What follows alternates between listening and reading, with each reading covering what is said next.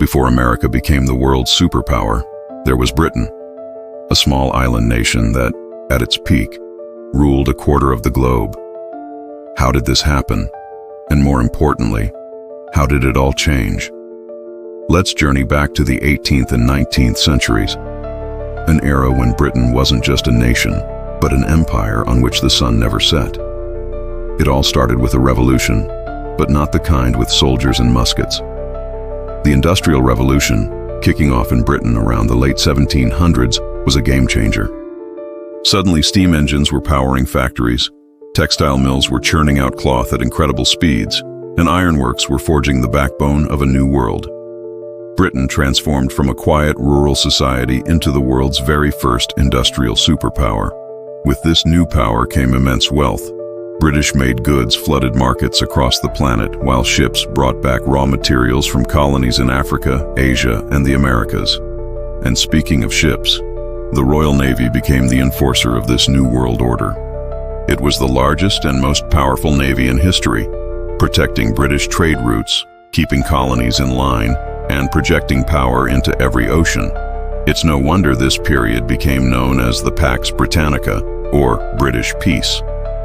During this golden age, London became the heart of global finance. The British pound was the currency everyone trusted, the gold standard of economic stability.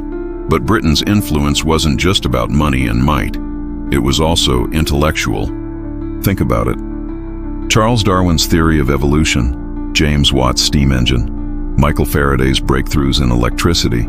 These were all British innovations that shaped our modern world. Even the legal and political systems used by many countries today have their roots in the British model. Meanwhile, across the Atlantic, a former colony was watching and learning. The United States of America was still young, finding its own identity. It looked at Britain as both a model and a rival. Trade connected the two nations, and many of America's institutions were inherited from British traditions. But even then, the seeds of a future power shift were being quietly planted. Britain was the workshop of the world, producing more iron, coal, and textiles than anyone else. Its banks financed railways in faraway lands, its ships connected continents. It was a vast, impressive, and seemingly unstoppable empire. But beneath the surface of all this success, strains were beginning to show.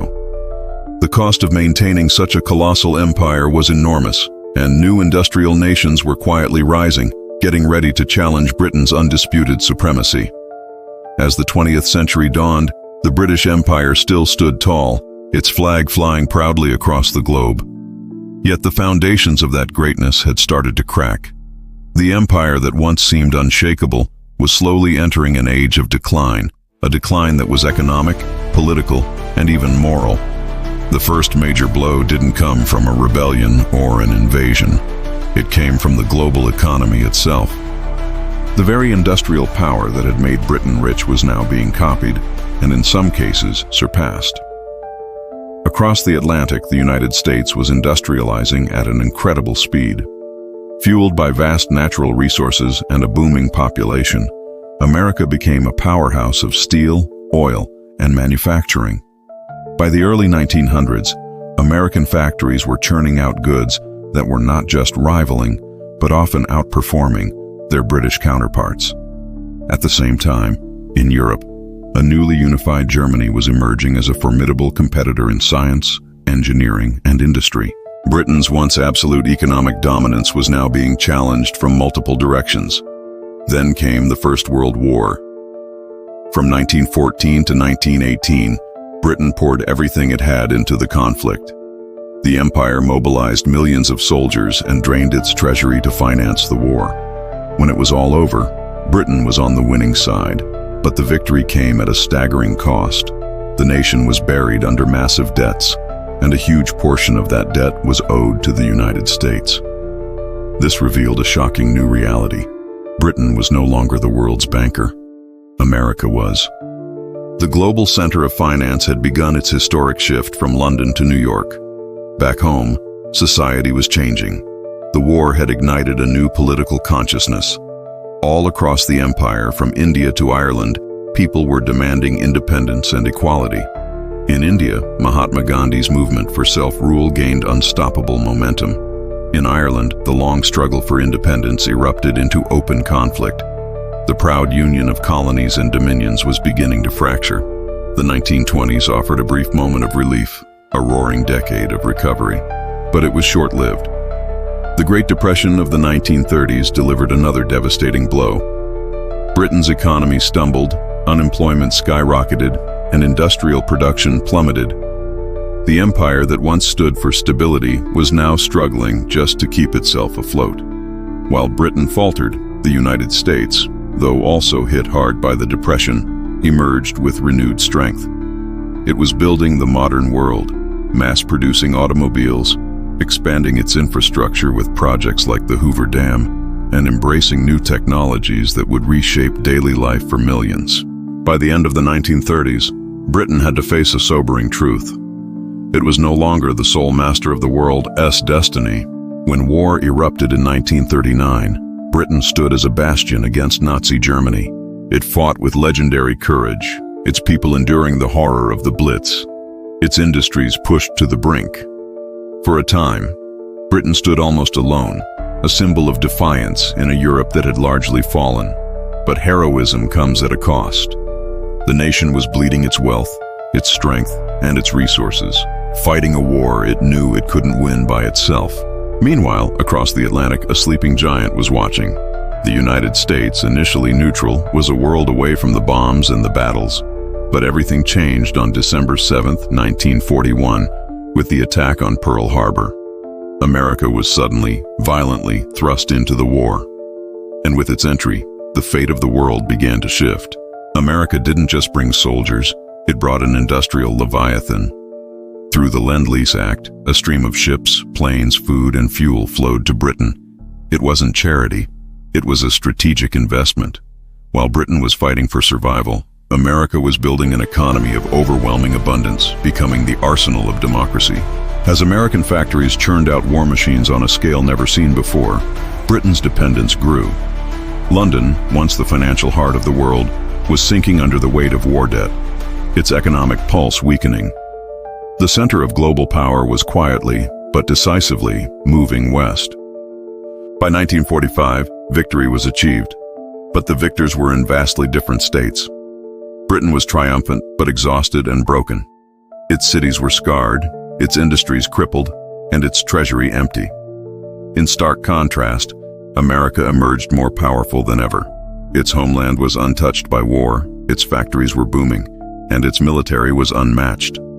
The old world was in ruins. A new one was ready to be built.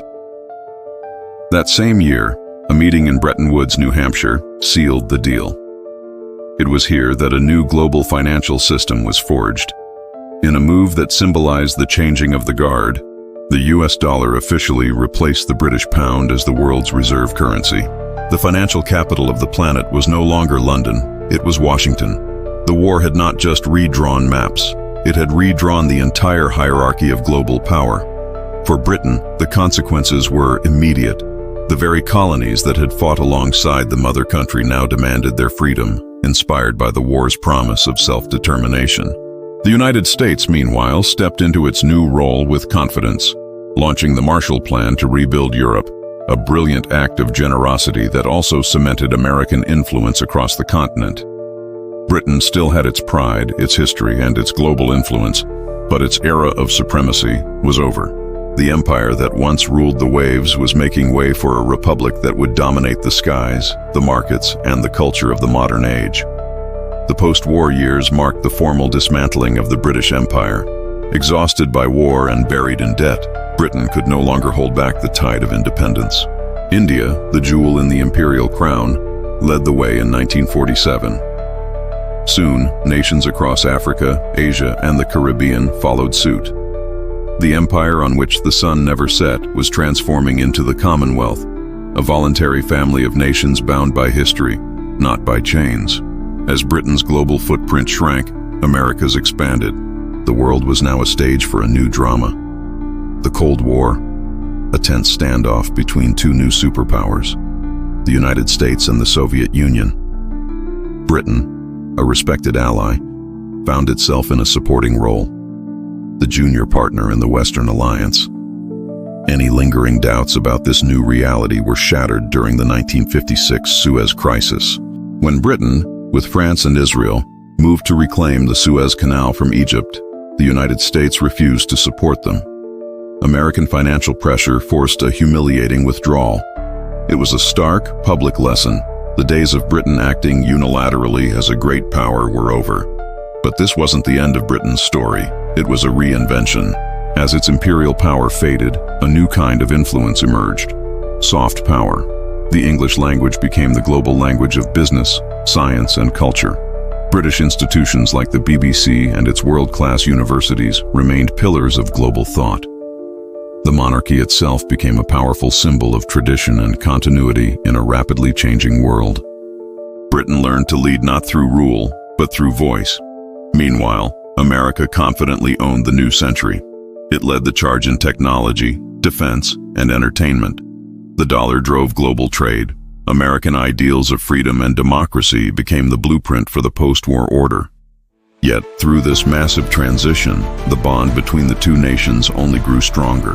They became the closest of allies, standing shoulder to shoulder through the Cold War and beyond. History had turned a page. The torch of global leadership had been passed, not through conquest, but through a slow, inevitable evolution driven by war, economics, and time. The story of how Britain lost its empire is also the story of how America found its footing as a global superpower. It's a tale not of simple defeat, but of a profound transformation that continues to shape our world today. The empire is gone, but its legacy endures in our shared language, our laws, and the complex, interconnected world we all inhabit. Thank you so much for watching. If you found this journey through history as fascinating as I did, don't forget to like, subscribe, and hit that notification bell for more stories that explain our world. See you next time.